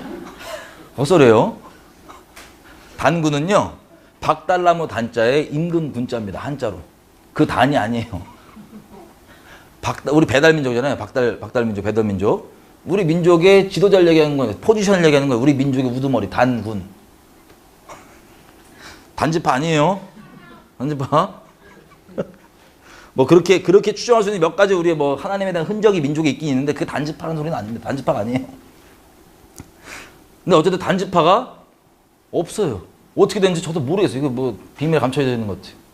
단이 하나님의 심판이라는 뜻이거든요. 근데 이 고고학자들 얘기 들어보면 단지파 있던 쪽에 문명이 거의 헬라 문명이래요. 거기 발견되는 것들을 보면. 페니키아, 에게안, 헬라 문명. 여러분 블레셋들도 에게안 문명이라고 제가 말씀드렸죠. 거기서 온 거의 그런 그리스 문명이에요. 아예 동화가 됐는지 전 자세히 모르겠습니다. 어쨌든 뭐 우리가 단지판 아니니까 우리 민족이 그것만 조심하시고 단지판은 사라졌습니다. 이거에 대해서 별의별 가설들이 많습니다. 근데 대부분 이단적 가설이기 때문에 그거 신경 안 쓰셔도 돼요. 하나님 필요하시면 우리에게 알게 해줄 거고 필요 없으면 안 알려줄 겁니다. 자, 어쨌든 단지파가 여기서 이제 옮겨가는 거예요. 여기로. 북쪽으로. 근데 보면 5절에 그걸 물어봅니다. 하나님께 물어봐서 우리가 지금 하는 일이 잘 될 건지 우리에게 알게 해라. 그랬더니 여기 기도했던 하나님께 물어봤던 기록은 없고 6절에 바로 이어서 그거 듣고 제사장이 뭐냐면 잘 될 거다. 잘 될 거다. 이거 진짜 하나님께 받은 건지 그냥 본인이 항상 그 집안에서 뭐만 얘기하면 잘 될 거라고 기복신앙으로 축복해왔던 건지 정확히 모르겠지만 어쨌든 바로 얘기가 나옵니다. 어쨌든 단지판 없어요 나중에. 그래서 7절 이에 이 5사람이 떠나서 라이스에 이르러. 라이스가 어디냐면 여기입니다. 단. 라이스에 이르러 거기에 있는 백성을 본즉 염려 없이 거하며 시돈 사람 같지 아니하고. 시돈 있죠. 시돈 사람 같지도 않고 한가하고 평안하니 그 땅에는 권세 잡은 자가 없어서 무슨 일이든지 괴롭게 함이 없고 시돈 사람과 거리가 멀며 아무 사람도 상종하지 아니합니다. 동맹 없고 여기 다스릴 통솔할 지도자 없고 그냥 평안하게 널브러져 있으니까 아싸 싶어갖고 쳐들어가겠다는 거예요. 어디 냅두고 여기 냅두고 눈에 보이는 좋은 대로. 얘는 쉬워 보이니까 만만해 보이니까 하나님께서 명하신 것들을 차지하는 거예요. 그게 우리 분깃이에요. 아멘이죠? 그래서 거기 돌아와가지고 8절 그들이 소라와 에스다올에 돌아와서 그 형제에게 이름에 형제들이 그들에게 묻되 너희 보기에 어때하더뇨 물어봤더니 9절 일어나서 그들을 치러 가자. 우리가 그 땅을 본즉 매우 좋더라. 너희는 가만히 있느냐? 나아가서 그 땅 얻기를 게을리 말라. 목적지향성으로 너희가 가면 평안한 백성을 만날 것이요 그 땅은 넓고 그곳에 세상에 있는 것이 하나도 부족함이 없느니라. 하나님이 너희 손에 붙이셨느니라. 단지파 가족 중 600명이 병기를 띠고 출발을 합니다. 11절 12절 올라가서 유다 기럇 여아림에 진치니 그러므로 그곳의 이름이 오늘까지 마하네 단이며 그곳은 기럇 여아림 뒤에 있더라. 그럼 기럇 여아림이요 나중에 블레셋으로 언약궤가 갔다가 돌아올 때 머물던 지역이 기럇 여아림입니다. 예루살렘 옆에. 근데 기럇 여아림인데 거기 이름을 뭐라고 얘기한다고요? 마하네 단이라 그래요. 그럼 마하네 단은 삼손이 성령이 임했던 곳이 마하네 단입니다. 근데 마하네 단 뜻이 뭐냐면 단지파의 캠프예요. 단지파의 캠프. 캠프가 군대 캠프 있죠. 진영. 단지파의 진영. 그게 마하네 단이라는 뜻입니다. 그게 어디 있었냐면 여기 있다가 옮겨간 거예요. 마하네 단. 자, 13절. 그래서 미가의 집에 이제 이 600명이 여기 쳐들어 올라가면서 갑니다. 미가의 집에 들어간 거예요. 미가의 집에 들어가서 16절 인사하고 하고 인사하고 단자손 600명은 무기를 갖고 문 입구에 서고 17절 땅을 탐지하러 갔던 5사람이 그 집으로 들어가서 뭘 가져오냐? 새긴 신상과 에봇과 드라빔과 부어 만든 신상을 취할 때 제사장은 병기를 띤 600명과 함께 문 입구에 섰더니 와 단지파 갱이에요. 갱스터. 그냥 들어가서 문 딱 지키고 600명이 제사장도 못 들어오고 딱 맞고 그 5명이 그 선대 받았던 5명이 들어가서 그 드라빔 무슨 부러워할 것도 따로 있지 탐낼 것도 따로 있지 우상에 우상을 탐내요. 드라빔, 에봇, 신상 쭉 다 가지고 나옵니다. 이거 왜 가지고 나올까요? 이거 있으면 잘 될 것 같은 부적이에요. 부적. 그것도 강도질 하면서 이걸 가져갑니다. 여러분 하나님 없이 종교의 모양은 있으면서 서로 치고받고 싸우는 어떤 종교의 모양과 비슷합니다. 기독교 종교의 모양과. 이걸 들고 나와요. 그랬더니 제사장이 니네 도대체 뭐하는 짓이냐 묻되 19절 그들이 그에게 이르되 닥쳐라 잠잠하라 너의 손을 입에 대라 닥쳐라. 그리고 19절 제안을 합니다. 우리와 함께 가서 우리의 아비와 제사장이 되라. 네가 한 사람 집에 제사장 되는 것과 이스라엘 한 지파 한 가족의 제사장이 되는 것이 어느 것이 낫겠느냐. 제안을 합니다. 너 한 집 제사장으로 만족할래? 왜? 이 레위인이 추구해 왔던 게 하나님이 아니라 유명세거든요. 뭘 통한? 종교의 모양을 통한 아주 끔찍한 우상숭배. 서기관과 바리새인들이 그렇게 했던 열심 하나님께 대해 열심을 내지만 하나님 의를 모르고 하나님을 진정 쫓은 게 아니고 자기를 높임받기, 자기 의를 세우고 다른 사람에게 경배받기 위한 자기의 탐심 추구, 명성 추구. 여러분 WCC랑 이런 WE 이런 거 왜 합니까? 가톨릭 연합 이런 거 왜 합니까? 목사님들이 미쳐가지고. 이것 때문에 하는 거예요. 유명해지니까. 세계적인 기구에 내가 뭐 하는 거니까. 슬픈 대한민국. 전 세계적이긴 하지만. 이래갖고 하는 거예요. 그 얘기 듣고 알았다고, 좋다고. 탐심을 딱 건드려 준 거예요. 너 이 지역 교회에서 끝낼래? 아니면 뭐 논란 있지만 이거 딱 가면 너 WCC 이름 올릴래? 이게 세계적인 거라고. 미친놈들이. 세계적인 게 뭐가 그렇게 중요하다고. 좋다고 성도들 자랑까지 해요. 설교 시간 때. 세계적인 집회 우리가 한다고.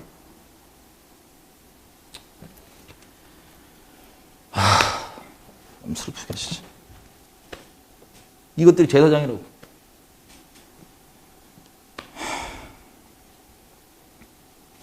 20절 보시죠. 제사장이 마음에 기뻐하여. 뭐가 기쁜데 대체? 마음에 기뻐하여 에봇과 드라빔과 새긴 우상을 취하고 백성 중으로 들어가니라. 같이 도적의 편에 붙어하고 같이 도적질을 하고 가져갑니다. 자기에게 그렇게 선대했던, 이게 완전 자기네들끼리 탐심과 우상숭배 온갖 잡다한 이 부적을 서로 뺏고 하는 이 하나님 없이 놀아나는 종교 싸움, 밥그릇 싸움, 자기 위치 싸움, 비참한 몰골. 21절 그들이 돌이켜서 어린아이들과 가축과 물품을 그 앞에 두고 진행하더니 미가의 집에 멀리 떠날 때 미가의 이웃집 사람들이 모여서 단제선을 따라 미쳐서는, 자, 미가가 사람들 이웃 다 불러갖고 이제 싸우러 온 거예요. 단지파한테. 왜 내 거 가져가냐고. 24절 미가가 가로되 나의 지은 신들과 제사장들을 취하여 왔으니 내게 오히려 있는 것이 무엇이냐. 너희가 어찌하여 나더러 무슨 일이냐 하느냐. 단조사니 그에게 이르되 너 목소리를 우리에게 들리게 하지 마라. 승질나면 너 쳐서 죽여버린다. 너와 생명과 너의 가족 생명을 잃어버리게 할까 하노라. 단지파 갱스터예요. 강도질하고 가다가 달라니까는 야 닥치라고. 너 목소리 들으면 확 다 네 집 앞까지 다 죽여버린다고. 건달이라니까 건달. 깡패. 이 지파 자체가 이래요. 무섭게도. 그래서 쭉 가고 26절 미가가 단 자손이 자기보다 강한 것을 보고 돌이켜 집으로 돌아갔더라. 옛날에 뭐 그런다면서요. 한창 어떤 교회가 그래서 이단 취급받다가 여기 숫자가 많아지면 더 이상 이단 취급 안 받는데요. 슬프네. 권력이 생겼다 이거예요. 같이 우상 숭배하던 미가 집이 딱 이 막가파 단지파 보고 싸우러 갔는데 세 보이니까 알았다고. 공의를 따라서 저 입다처럼 진짜 하나님을 이게 하나님을 위하는 거였으면, 하나님 섬기는 거였으면 공의를 따라서 그렇게 막 자기가 죽든 전쟁은 여호와께 달렸으니까 어떻게든 막 그랬을 텐데 그것도 아니에요. 그냥 다 버무려져 갖고 권력, 탐심, 부적, 우상, 서로서로 밥그릇 싸움. 27절 단 자손이 미가의 지은 것과 그 제사장을 취하고 라이스에 이르러 한가하고 평안한 성읍을 만나 칼날로 그들을 치며 부르고 성읍을 사르되 그들을 구원할 자가 없었으니 성읍이 베드르 가까운 골짜기에 있어서 시돈과 상거가 멀고 상종하는 사람도 없음이더라. 단 자손이 도시를 거기 짓고 거기 거하며 그 도시 이름을 단이라고 하였더라. 30절 단 자손이 자기를 위하여 그 새긴 신상을 세웠고 또 거기서 신상을 세운 거예요. 이거 나중에 금성화로 대체되죠. 남북 갈라질 때 모세의 손자 게르손의 아들 요나단과 그 자손은 단지파의 제사장이 되어 이 백성이 사로잡히는 날까지 이르렀더라. 슬픈 게요. 여러분 이 게르손 자손은 이 하나님이 여호수아서에 보면은 애들이 이 레위 족속도 지역을 대부분 대략적으로 할당을 해줘요. 지역을 대략적으로 지역을 레위 자손들에게 할당을 해줍니다. 여호수아서에 보면. 근데 얘네가 담당이 여기예요. 이쪽. 근데 단 이렇게 갔잖아요. 근데 여기로 초빙이 돼갖고 초빙이 돼서 혈통적으로 누구예요? 모세의 손자 집안들입니다. 혈통적으로. 그리고 이 집안이 단 지파의 제사장이 돼갖고 이 백성이 사로잡히는 날까지 이르렀더라. 여러분 사로잡힌다는 게 무슨 뜻이에요? 북이스라엘이 아수르에 끌려가서 멸망하는 그때까지 이게 이어졌다는 거예요. 뭐가? 여러분 제사장인데 여기 우상을 세워놨어요. 단지파가. 거기 제사장을 초빙했어요. 여러분 어떡하실 거예요? 여러분 제사장이면. 여기에 가서 신상을 깨부수든지 책망하라든지 막 그래야지 여기에 좋다고 가갖고 비슷한 도전으로 여기에 초청을 했겠죠. 우리 지파 전체에 뭐 초청을 했겠죠. 여기 갔더니 여러분 이들이 갖고 있는 우상이 더 정당화가 됐을까요? 아니면 이건 이제라도 돌이켜야 돼 이런 마음을 가지게 됐을까요? 왜 백성이 회개를 안 하냐? 금송아지 만들었을 때도 성경이 뭐라고 기록합니까? 누가 백성을 그렇게 만들었대요? 이건 아론이 백성을 그렇게 방자하게 만들었다는 거예요. 우상인데 영적 존재로서 우상을 숭배하면 심령이 찔림이 있을 수 있을까요? 없을까요? 당연히 있겠죠. 찝찝하고 뭐가 아니야. 근데 뭐가 명분이 되냐? 야, 아론이 괜찮다잖아. 아론이 누구야? 하나님의 대대장 삼은 사람 아니냐고. 단들도 왜 지파가 사라졌는지 저도 정확히 모르겠지만 추정해 볼 수 있는 부분들이 있어요. 아예 그냥 돌아올 길이 누가 막은 거예요? 이 레위인이라는 것들이 막은 거라고요. 모세 게르손 손자. 사람들이 뭘 보냐? 사람 인본주의 있죠.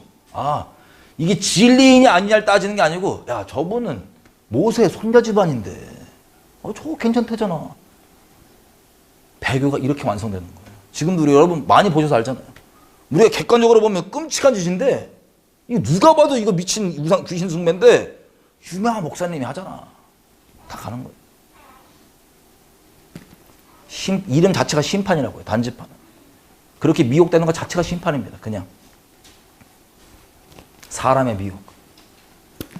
나중에 그 악행에 따른 큰 재앙을 받는 것도 심판이지만 이미 미혹되는 것 자체부터가 심판이에요. 그냥 사람 따라다니면서 진리인이 아니냐 중요하지도 않고 다 우상 합리화해주고 대한민국이 이게 꽉 차갖고 지금 이제 심판이 떨어지는 거 아니에요. 정확한 때는 우리가 알지 못하지만 이미 심판이다. 한국에 대해서도 더 이상 하나님께서 뭐라고 딱 이걸 말하라고 말하기 전까지 할 말도 없어. 할 수 있는 말도 없어요. 다 미혹돼갖고 이미 심판에 다 버무려져 있어요. 다. 이때와 비슷하게 지금.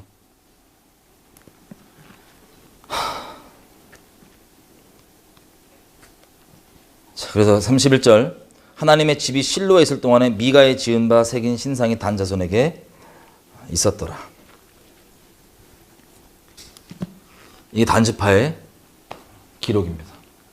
19장 이스라엘의 왕이 없을 때 또 얘기하죠. 이스라엘의 왕이 없을 때 에브라임 산지 구석에 거하는 어떤 레위 사람이 유다 베들레헴에서 첩을 취하였더니 이 베들레헴과 레위인 이 에브라임이 무슨 연결인지 하나님께서 좀 열어주셨으면 좋겠는데 또 이게 반대로 연결되어 있습니다. 근데 이 레위인에게 첩이 있는데 이 첩이 유다 베들레헴에서 온 첩이에요.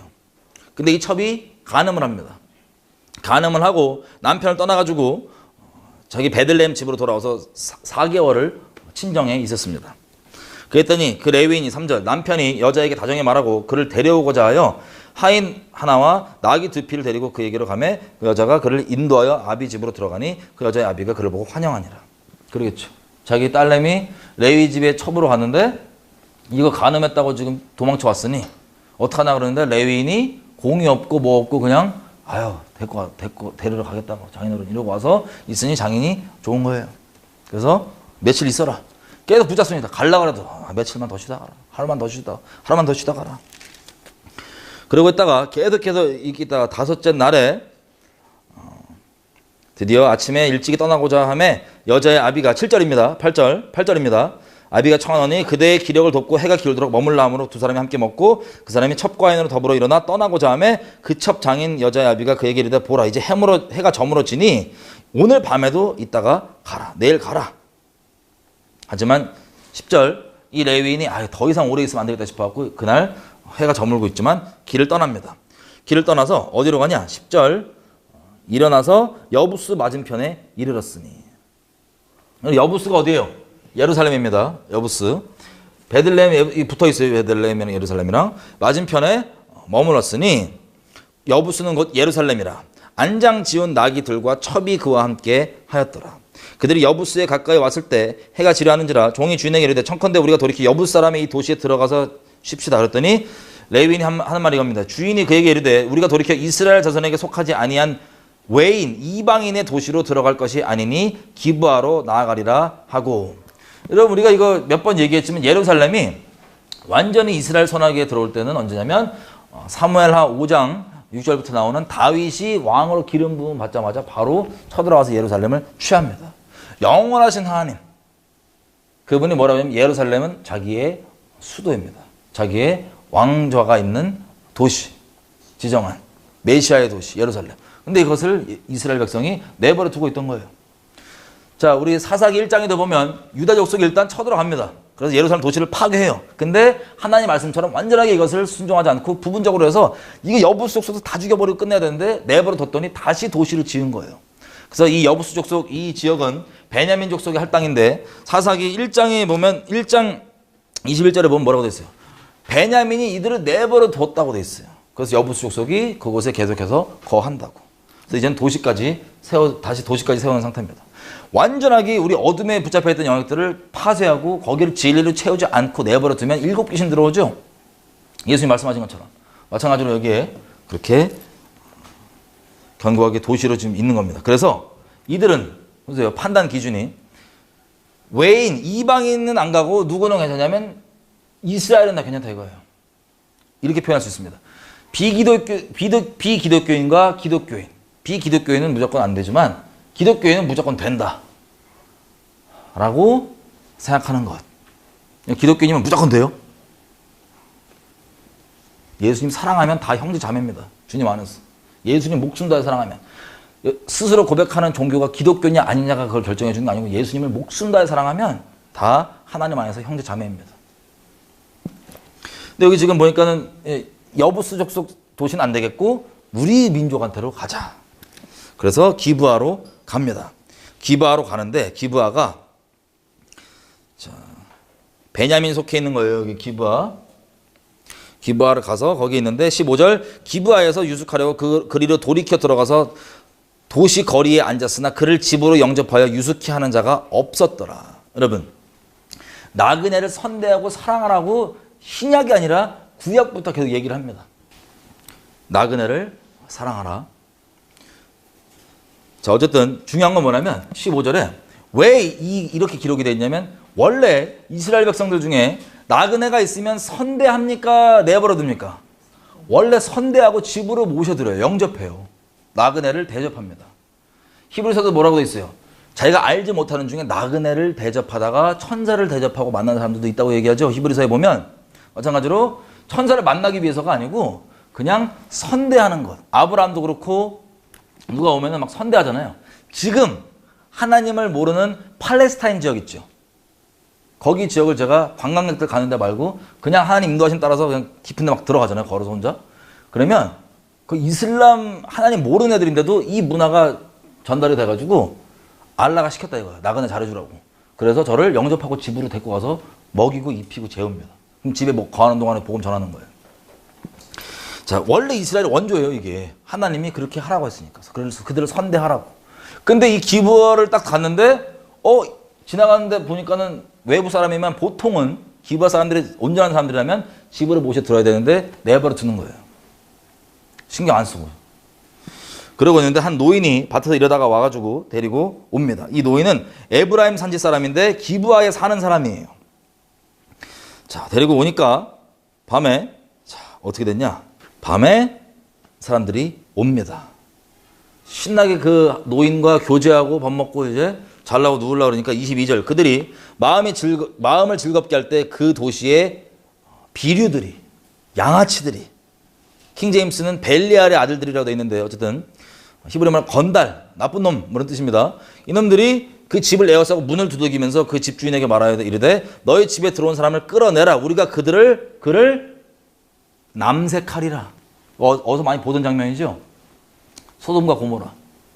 소돔과 고모라에서도 갔더니 그 천사가 갔더니 아무도 영접 안 하고 있다가 롯이 거기에 심령이 날마다 상하면서 거기 살고 있던 그 악행을 보면서 날마다 의로운 심령이 상하면서 살고 있던 롯이 이들을 영접합니다. 만약에 그때 롯이 영접 안 했으면 나그네를 모르겠어요. 영접해봤겠죠. 아브라함이 그렇게 하나님께 중보하니까 롯을 두고 어쨌든 영접을 해서 데려가는 것처럼 영접을 하고 데려갔는데 그 밤에 또 그 동네 사람 양아치들이 문을 두들겨요. 그래갖고 와가지고 뭐냐면은 그 레위인을 남색해버리겠대요. 와, 기브아 베냐민 막장입니까? 아니면 막장이에요? 이 우상숭배 지경이 끝장으로 갑니다. 우리가 나중에 보겠지만 이 죄가 점점 악독하게 발전을 해요. 죄의 진도가 있어요. 그 끝이 남색이고 동성욕이고 그 다음 진도가 이 로마서 1장 말씀드린 겁니다. 그 다음 진도가 뭐냐면 남색과 동성욕 같은 이런 것들이 나쁜 게 아니고 괜찮다고 옹호되는 것. 이런 하면 안 되는 짓들이 동성애뿐만 아니라 괜찮다고 옹호되는 그 사회가 하나님이 심판에 떨어지는 마지막 단계입니다. 근데 지금 어디가 그래요? 기브아가 이래요. 그러니까 기브아 상태가 이놈들이 와갖고 남색을 하겠다고 나그네를 그랬더니 그러지 말라고, 제발 그러지 말라고. 24절 보라, 여기 내 처녀딸과 이 사람의 첩이 있으니 그들을 줄 테니까 너희가 그들이 욕보이든지 어쩌든지 하고 이 사람에게는 이러지 마라.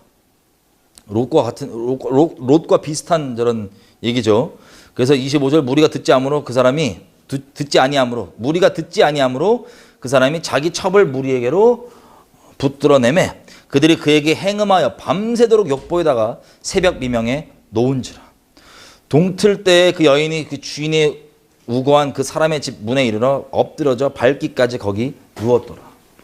아니 그 첩 좋다고 일단 그렇게 모셔왔던 이 레위인이 그렇게 깡패들 난리치니까 또 첩을 또 내줘요.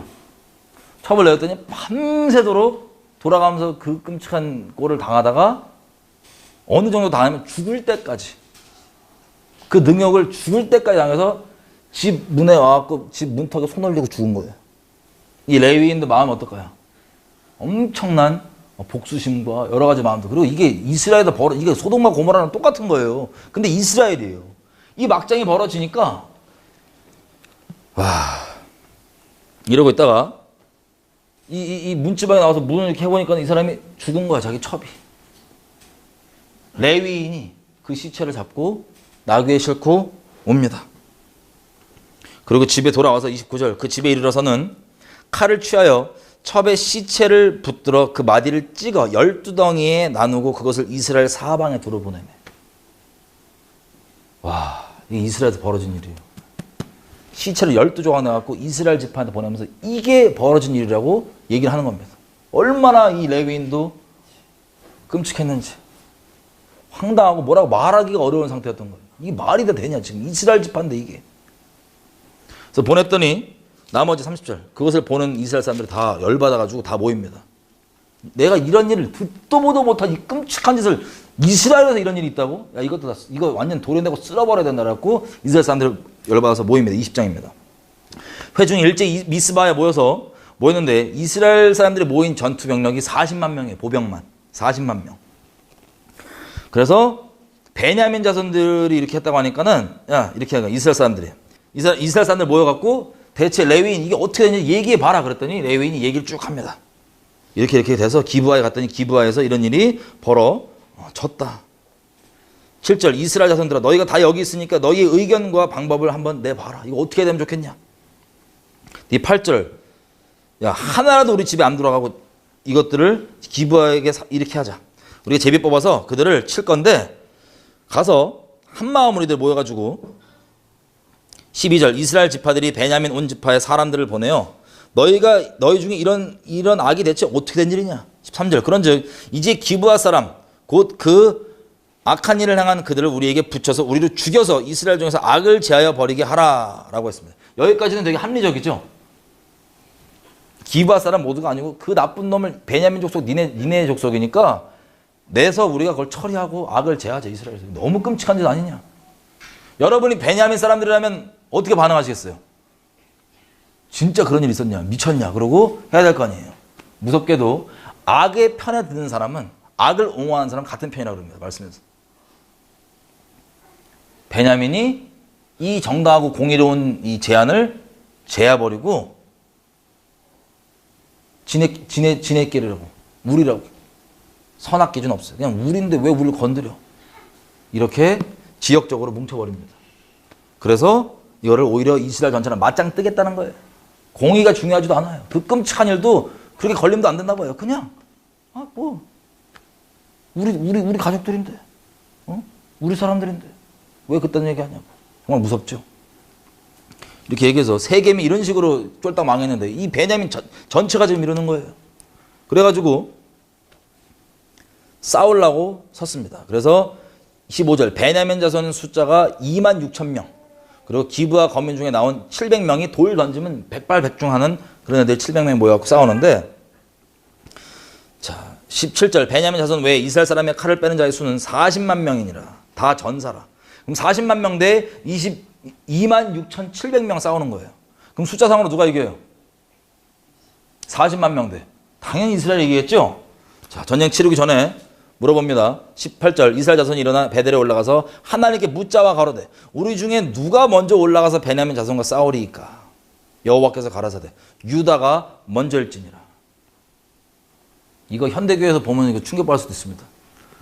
분열 절대 안 되고 연합이 무조건 절대선인데 하나님이 지금 뭐라 그래요? 같은 이스라엘 지파인데 먼저 유다가 올라가라고. 하나님도 거룩하신 분이시고 편에 따라서 가시는 분이 아니에요. 베냐민 지파니까 베냐민 우리 족속이니까 기독교이니까 이렇게 가는 게 아니라 공의를 따라서 가시는 분이십니다. 진리를 따라서. 야 유다가 먼저 올라가서 쳐라. 그랬더니 싸우러 올라갑니다. 자, 싸우러 올라가는데 베냐민 자손이 나와서 21절 기브아에 와서 당일에 이스라엘 사람 22,000명을 땅에 엎드려 드렸으나, 자 22,000명이 깨지고 돌아온 거예요. 죽었어요. 베냐민 족속한테. 그 많은 이스라엘 자손들이 22,000명이 그 중에서 죽고 졌습니다. 그래가지고 23절 이스라엘 자손이 올라가서 여호와 앞에서 저물도록 울며 여호와께 묻자 가로되 내가 다시 나아가서 나의 형제 베냐민 자손과 싸우리이까? 여호와께서 가라사대 올라가서 치라. 올라가서 싸우라 그러면 무조건 이길 줄 알았는데 하나님께서 지금 심판을 두루 행하시는 거예요. 공의롭게.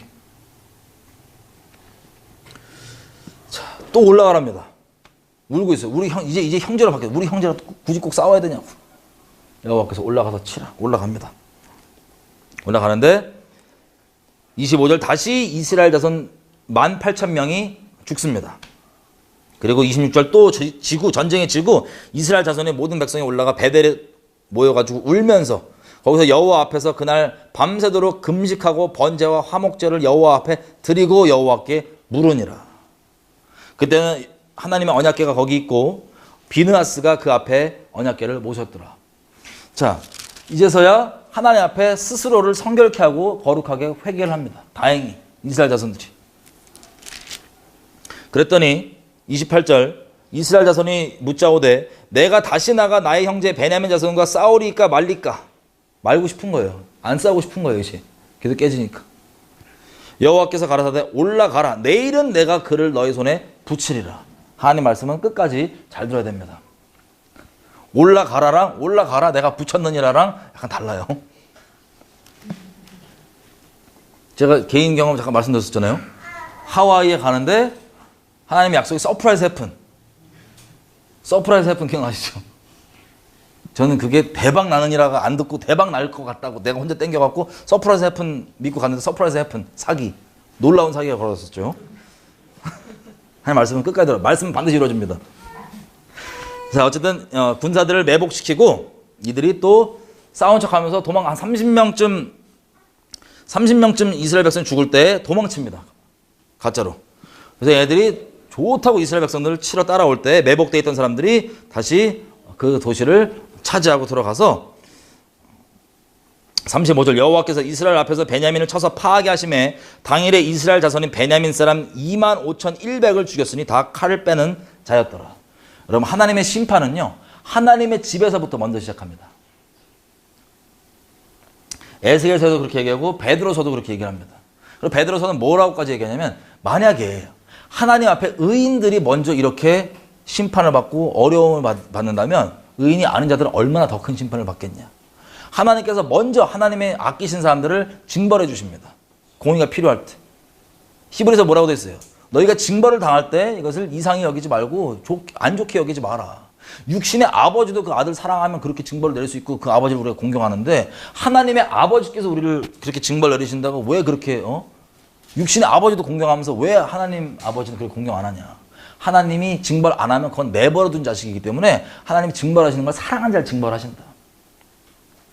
여러분 이스라엘 전체 중에 물론 이스라엘 전체가 하나님께 있지만 그 중에서 베냐민 족속을 지금 이 끔찍한 일을 심판하기 위해서 이들이 모였잖아요. 근데 먼저 여기를 처리해 주시는 거예요. 먼저 이스라엘을. 베냐민 족속 외 나머지 이스라엘을 먼저 이 치심으로 정결케 해주시는 거예요. 여러분 하나님께 치시기 전에 먼저 정결케 하나님 앞에 갑시다. 어쨌든 그래서 그거 끝난 이후에 베냐민 족속에 대한 심판이 그들을 통해서 이루어집니다. 그래서 35절 중간에 보면 베냐민 자손이 25,100명이 죽었어요. 총 26,700명 기브아 사람까지 포함해서 였는데 죽은 숫자가 이날 25,100명 죽었으면 어떻게 된 겁니까? 싸우러 나갈 수 있는 남자 다 나왔잖아요. 베냐민 다 죽은 거예요. 남자 거의 다. 몇백 명 빼고 다 죽은 거예요. 이 한 족속의 남자들 다. 거기다 남자만 죽지 않습니다. 어떻게 죽냐면 이들이 48절 이스라엘 사람이 베냐민 자손에게 돌아와서 온 성읍과 가축과 만나는 자를 다 칼날로 치고 닥치는 성읍마다 다 불살랐더라. 베냐민 지파의 여자건 뭐건 다 죽여버린 거예요. 남자만 죽인 게 아니라. 남자 죽인 숫자가 아까 우리가 봤던 25,100명이고 나머지 여자들까지 다 죽여버린 겁니다. 이스라엘 민족이. 그래서 장가를 보낼 여자가 없어요. 베냐민 지파 중에. 다 죽여버린 거예요. 그 악행의 결말이 멸절입니다. 이건 당연한 거예요. 그 악행, 너무하다가 아니고 악행의 결말은 멸절이 마땅한 겁니다. 그러면 하나님 너무하세요 이렇게 손가락질 말고 악을 떠나는 게 도리인 거예요. 이제는 그런 갈등이 이제 없으시죠? 기준이 이제 하나님께 딱 뿌리 내려 계시죠? 21장. 그래서 이들이 1절에 보면 맹세한 내용이 있어요. 이 사람들 열받아가고 베냐민 지파 얘기를 듣고 열받아가고 맹세한 게 뭐냐면 우리 중에는 누구든지 베냐민 사람에게 딸을 아내로 주지 아니하겠다고 하나님께 서원을 하고 맹세를 한 거예요. 2절 베델에 백성들이 이르러서 거기서 저녁까지 하나님 앞에 대성 통곡하여 가로되 이스라엘의 하나님 여호와여 오늘날 이스라엘 중에 어찌하여 한 지파가 사라지게 되었나이까. 여러분 개인적으로 누가 이런 악행을 행하고 배교하거나 이러면은 먼저 그것을 얘기하고 먼저 그걸 얘기한 사람이 먼저 돌을 치고 나머지가 돌을 쳐서 그것을 악을 제하라고 돼 있어요. 율법에 보면. 그러면 먼저 그것을 보고 얘기한 사람이 먼저 돌을 치라고 돼 있죠. 근데 그게 제가 잠깐 언급드렸던 것처럼 이것을 칠 때 그냥 단순히 나는 착한 놈 나쁜 놈 이렇게 되지 않습니다. 하나님께 속한 사람이라면. 자기 안에 있는 이 동일한 죄가 조명이 되고 이게 결론적으로 하나님께 경외하게 되는 그런 마음으로 들어가게 되는 이 마찬가지. 이렇게 다 처벌을 하고 했지만 이스라엘 백성은 너무 이제 가슴 아픈 거예요. 이도 우리 같은 족속인데 어떻게 이렇게 다 한 족속이 멸절당하기까지 됐냐. 그렇게 했더니 4절 백성이 일찍 일어났고 단을 쌓고 번제와 화목제 드리고 다 지파 모여서 어떡하냐. 여기 같이 모이지 않은 놈들 다 죽일 거다 그랬더니 또 야베스 길르앗 사람들이 안 모인 거예요. 여기 지금 총회로 다 이스라엘 총회 모인다. 안 나온 애들은 다 죽이겠다 그랬는데 야베스 길르앗 사람들이 또 안 나온 거예요. 한 사람도. 그래가지고 이거 어떡하냐. 그런데 이들이 이제 이거를 뭐를 냅니다. 야 그러면 어떻게 하냐면 10절 야베스 길르앗 거민과 및 부녀와 어린아이를 칼날로 치라. 너희 행할 일은 모든 남자와 잔 여자를 진멸할 것이니라 하였더니 그들이 야베스 길르앗 거민 중에 젊은 처자 400인을 얻었으니 아직 처녀 이들을 데리고 온 겁니다. 자 길르앗 야베스 지역도 말 안 듣고 공의롭게 안 하니까 말 안 듣고 처벌받고 거기에 처녀들이 남은 겁니다. 그래서 이들을 어떻게 하냐면 림몬 바위에 베냐민 자손이 숨어 있었거든요. 남아있는 47절 20장 47절 보면 베냐민 자손 600명이 광야로 돌이켜 도망하여 림몬 바위에 이르러서 거기에 넉 달을 지냈더라. 4개월 동안 거기 숨어 있었어요. 그때 이 길르앗 잡아온 여자들 있죠. 600명이 숨어 있었는데 잡아온 여자가 400명입니다. 이들을 어디에 다냐면 그들에게 풀어버려요. 그리고 베냐민 자손에게 평화를 선포합니다. 13절부터 14절 내용이에요. 14절 그때 베냐민이 돌아온지라 이에 이스라엘 사람이 야베스 길르앗 여인 중에도 살려둔 여자를 그들에게 주었으나 오히려 부족함으로 200명 부족하죠. 부족해서 15절 백성들이 베냐민을 인하여 뉘우쳤으니 이는 여호와께서 이스라엘 지파들 중에 한 지파가 거의 사라지게끔 하셨음이더라. 16절 회중 장로들이 가로되 베냐민의 여인들이 다 멸절되었으니 이제 그 남은 자들을 어떻게 해야지 아내를 얻게 할까? 이 지파를 어떻게 유지할 수 있을까? 그래서 이들이 또 꾀를 내는 게 이겁니다. 자, 우리가 여호와의 절기에 실로에 올라가서 모이는데 우리가 서원을 했기 때문에 우리의 딸들을 아내로 직접 베냐민한테 주면 저주를 받기 때문에 안 되고 실로에 모여 있을 때 21절 보다가 실로의 여자들이 나와서 춤추거든 무도하러 나오거든 너희는 포도원에 나와서 실로의 딸들 중에서 각각 그 아내로 붙들어 가지고 베냐민 땅으로 돌아가라. 보쌈에 가라. 지파가 유지돼야 되니까 자기 서원한 걸 지켜야 되겠고 이스라엘 민족이 보쌈에 가라라고 베냐민 자손에게 얘기를 합니다. 그래서 그들이 보쌈을 해 갔고 23절 베냐민 자손이 그같이 행하여 춤추는 여자 중에서 자기들의 수요대로 아내로 붙들어 가지고 가서 기업에 돌아가서 도시들을 다시 짓고 거기에 거하니라. 그때 이스라엘 자손이 그곳을 떠나 각각 그 지파 그 가족에게로 돌아가되 곧 각각 그곳에서 나와서 자기 기업으로 돌아갔더라. 그때 이스라엘에 왕이 없으므로 사람이 각각 그 의견에 좋은 대로 행하였더라. 여러분 이 기브아가 자 왕이 없어서 이렇게 됐잖아요. 하나님 놀라우신 은혜는 또 이 기브아가 사울 왕의 고향이에요. 이스라엘의 첫 번째 왕은 이 기브아 사람입니다. 어쨌든 그건 이제 우리가 룻기와 사무엘서를 보면서 쭉 보기로 하고 이렇게 해서 사사기가 마무리가 됩니다. 하나님과 언약 맺은 이 순결한 백성이 그 조금 누룩 에이 이 정도야 괜찮겠지. 내가 더 크니까 지금 내가 더 세니까 쟤는 어차피 내가 부려먹는 노예니까 라고 인간적으로 합리화해서 갖고 있던 이것. 여러분 양에 달려있잖아요. 힘에 달려있잖아요. 영적으로 흐르는 겁니다. 마치 깨끗한 물에 하수구 한 몇 방울 집어넣어도 한 방울만 집어넣어도 하수구물 되는 것처럼 똑같은 이치로 이것을 하나님 말씀을 어기고 자기 인간적으로 판단해 자기 보기에 좋은 대로 그렇게 내버려 뒀더니 그 누룩들이 온 덩이에 퍼져서 이스라엘 지파가 이 지경이 돼버린 거예요. 전체가. 도덕적, 영적 상태 그리고 실제적으로 이 지경이 되기까지 이스라엘이 꺾이고 박살이 났던 겁니다. 하나님을 떠나서. 여러분 이게 이스라엘 지파는 와 어떻게 이스라엘들 저랬을까 손가락질 할 수 있는데요. 우리가 하나님 앞에 하나님 말씀이 내 진짜 절대 선악으로 딱 장착되었고 내가 스스로 판단하지 않고 하나님이 말씀하신 대로만 판단해야 되는데 그게 아니라 내가 보기에 좋은 대로 사는 사람은 이 사사기에 나와 있는 이스라엘 백성과 다를 바가 없어요. 지금은 그 상태, 그 피해 혹은 영적 지경이 그 죄성의 지경이 이 정도까지 안 넓어졌을 수도 있고 이 정도까지 발전이 안 됐을 수도 있어도 결국에 뿌리와 근본은 똑같은 겁니다. 자기가 재판장 자리에 앉아서 자기 보기에 좋은 대로 판단하고 자기 느낌대로 자기 생각대로 자기 의견대로 이게 모든 죄의 근본이고 죄성의 본질이에요. 그래서 선악과입니다. 자, 우리 난해한 사사기가 끝났습니다. 하여튼 스토리만 우리가 이 맥만 쭉 지금 잡으려고 가는 거기 때문에 좀 속도를 더 내볼게요. 속도를 내볼게요, 제가. 우리 한 가지 우리 애들과 우리 전체를 위해서 이렇게 좀 기도했으면 좋겠어요. 뭐냐면 여러분 하나님을 목숨 다해 안 사랑하면요 중립지대에 있는 게 아니에요. 적당히 하나님을 사랑하는 게 아니에요. 하나님을 목숨 다해 사랑하지 않으면 하나님이 내 목숨보다 소중하지 않으시면 하나님은 나에게 부적입니다. 하나님은 나에게 부적에 불과해요. 내가 그렇게 여기고 있어요. 우리 존재가 그렇습니다. 중간이 없어요. 근데 그것을 또 당연하게 여기는 이스라엘 백성의 상태. 그것을 당연하게 여기는 어떤 종교적인 현재의 문화. 여러분 여기서 우리가 좀 벗어났으면 좋겠어요. 우리 아이들도 그렇고. 아니 우리가 정말 예수님께서 우상과 우리가 탐심들 다른 것들이 있다면 다 우리 아이들에게 그것을 전하지 않고 우리부터 시작해서 우리가 먼저 하나님을 목숨 다해 사랑하는 게 말로만이 아니고 그냥 어떤 당위성이 아니라 실제 우리 존재 목적으로 존재의 이유로 그렇게 뿌리내릴 수 있도록 주님 도와주십시오. 다른 어떤 목적 지향성이 아니라 우리가 주님 사랑하는 것 그리고 우리 아이들에게도 그렇게 하나님을 목숨 다해 사랑하는 것을 전수하고 가르치는 그런 부모들 될 수 있도록 도와주시고 절대 우리 인생 가운데 하나님이 감히 우리의 뜻하는 바를 위해서 이용해 먹는 부적으로 여김받는 그런 끔찍한 것 그리고 그것을 합당히 여기는 것을 벗어날 수 있도록 그것들 우리에게부터 우리 자녀들에게부터 털어주시고 우리를 주님께로 인도해 주십시오. 은혜를 구하면 기도할게요. 하나님 이 세대 가운데 불쌍히 여겨주십시오. 불쌍히 여겨주십시오. 하나님을 자기의 목적과 탐심과 뜻하는 바를 위해서 이용해 먹는 것을 당연하게 여기고 기쁘게 여기고 간증하며 나누는 이 비참한 세대 가운데 우리를 좀 불쌍히 여겨주십시오. 하나님 정말 목숨 다해 사랑하는 존재적으로 주님과 교제하는 우리가 될 수 있도록 하나님 마치 영원토록 우리가 왜 사는지 하나님 왜 사는지 다시 한번 기억하며 나아갑니다.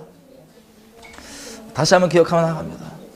영생 가운데 아버지 우리가 하나님을 기뻐함으로 우리가 살 수 있음을 기뻐하기 위해 존재하는 것을 다시 한번 기억하며 우리가 그렇게 거기에 분명히 뿌리 내리고 또 자녀들에게도 그렇게 온전히 가르치며 주님 앞에 거하며 주님 따라가며 살 수 있도록 붙들어 주십시오. 아버지께 맡겨드립니다.